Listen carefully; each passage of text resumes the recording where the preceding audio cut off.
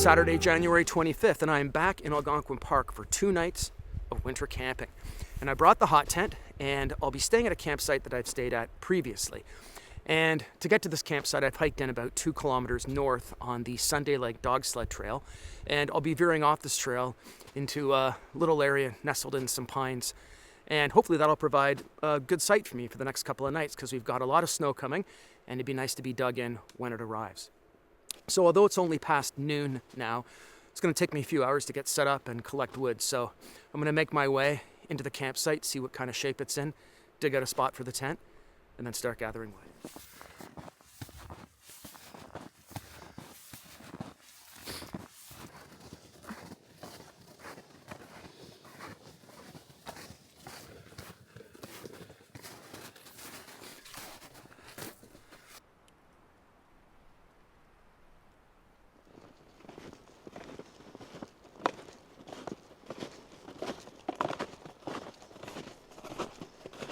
This is going to be home for the next couple nights.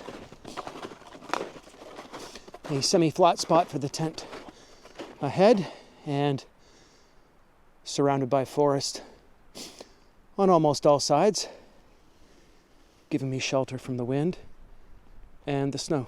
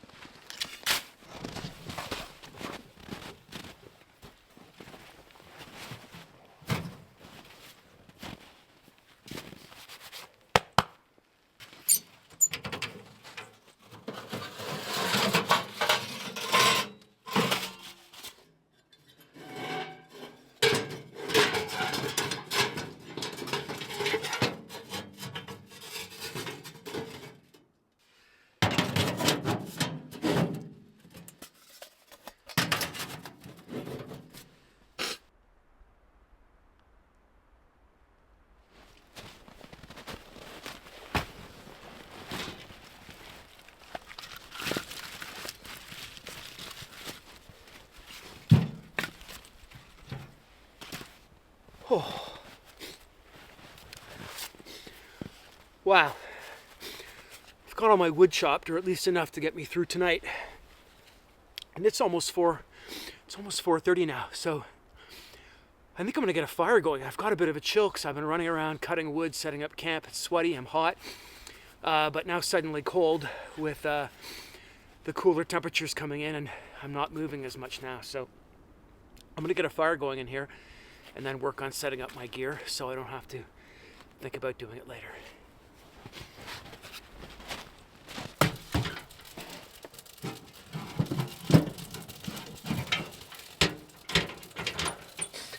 All right, let's see how she's drawing on the outside.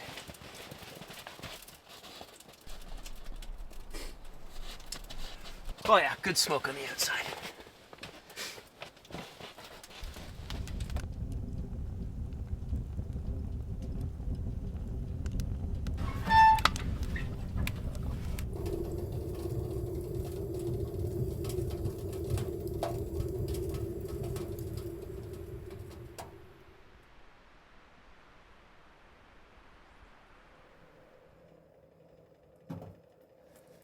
Good morning from day 2.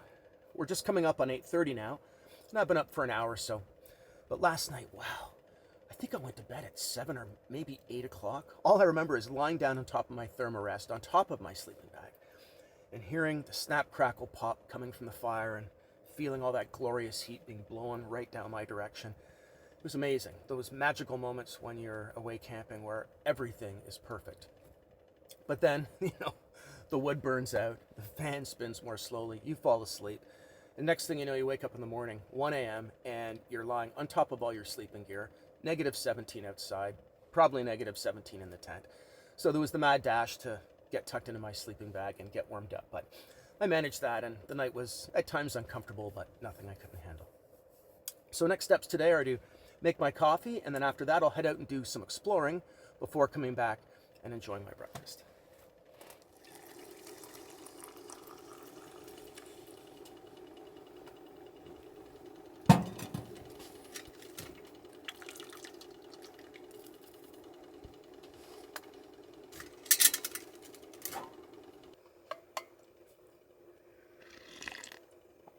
Oh, that is one magnificent cup of coffee.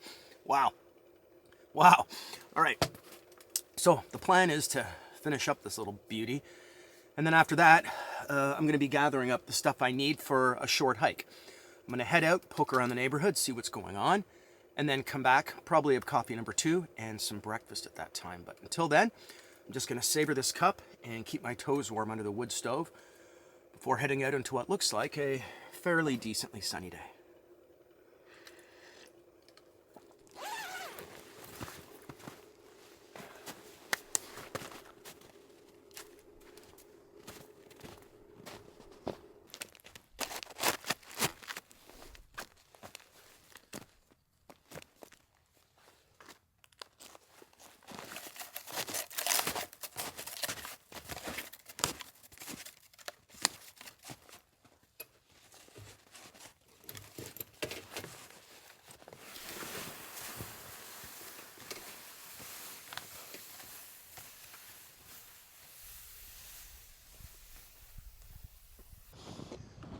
I'm just heading out for my first morning hike, and a little bit of snow fell overnight, not a whole lot.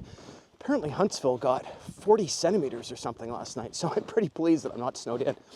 So I'm hiking out along the same track that I took on the way to my campsite, and then I'll get to the main trail and we'll start exploring from there. It's a beautiful day with sunny periods and cloudy periods and light snow, and probably about -8, I'm guessing, so perfect temperature for hiking.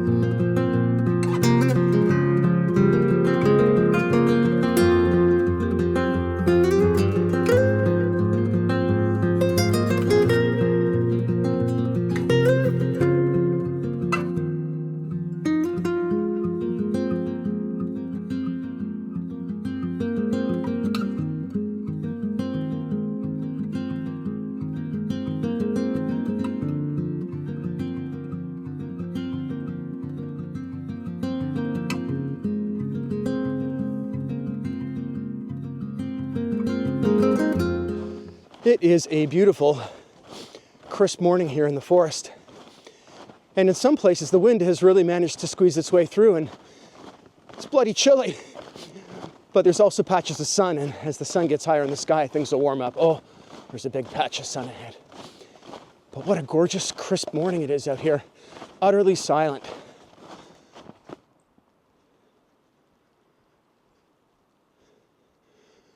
Except for the wind, completely silent. But I think I'm going to take a little pit stop in this patch of sun ahead because it looks extremely inviting.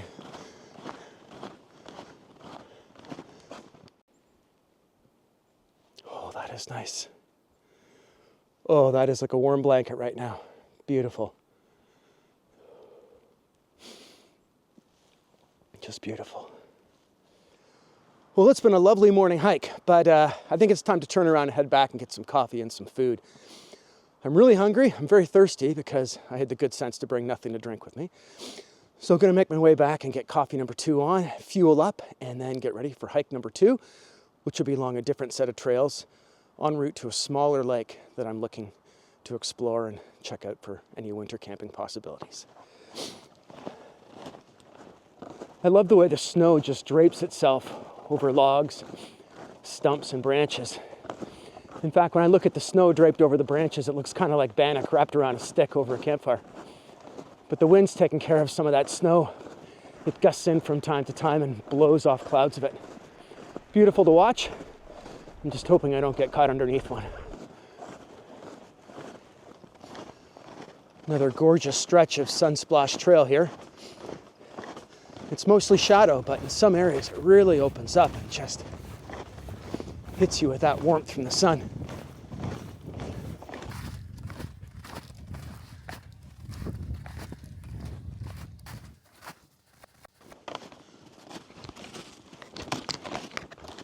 Home sweet home.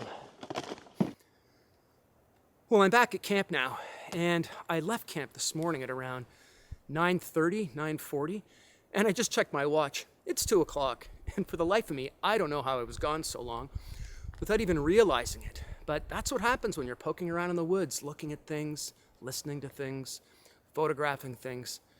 Time just gets away on you.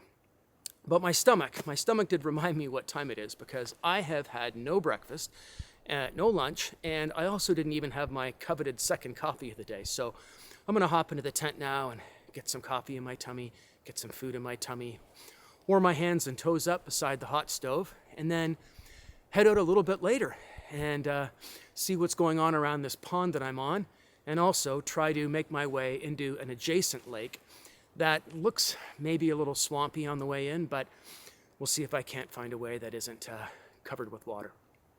Anyway, that's the plan, and I'm going to get that fire going.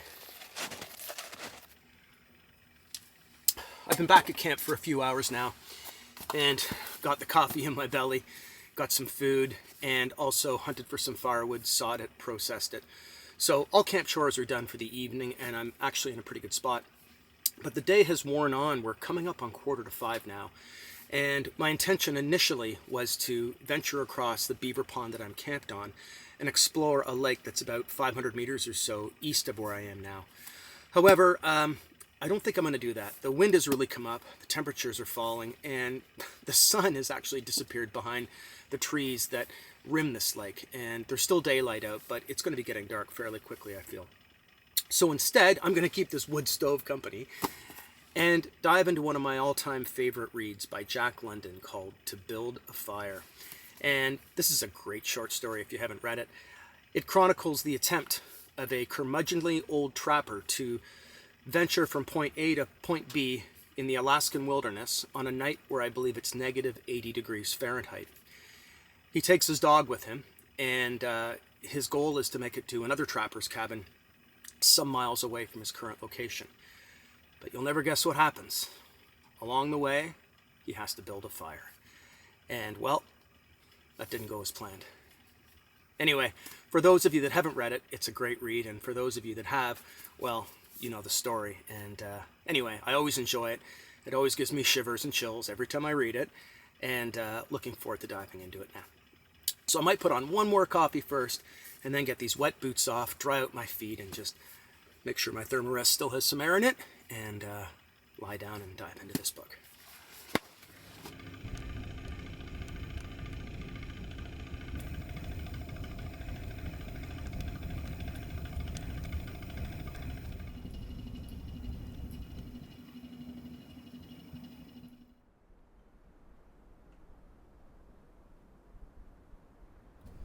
Good morning on day 3. It's around 6:30 now, and I've been up for a half hour or so. Got the stove going, got some water on to boil.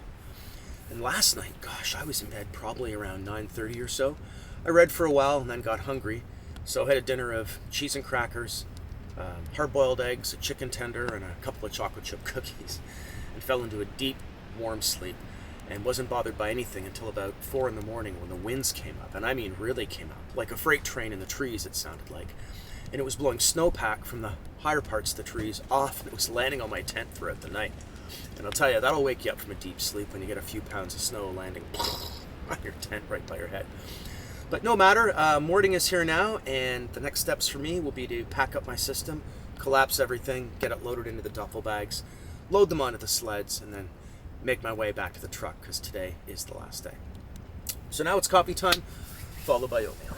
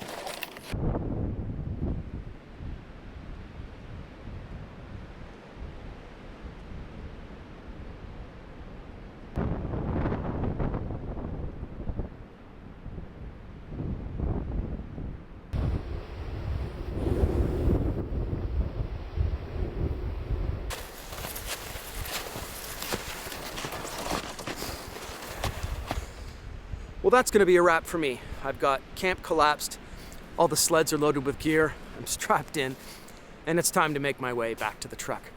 But man, oh man, winter camping can be just the best of times.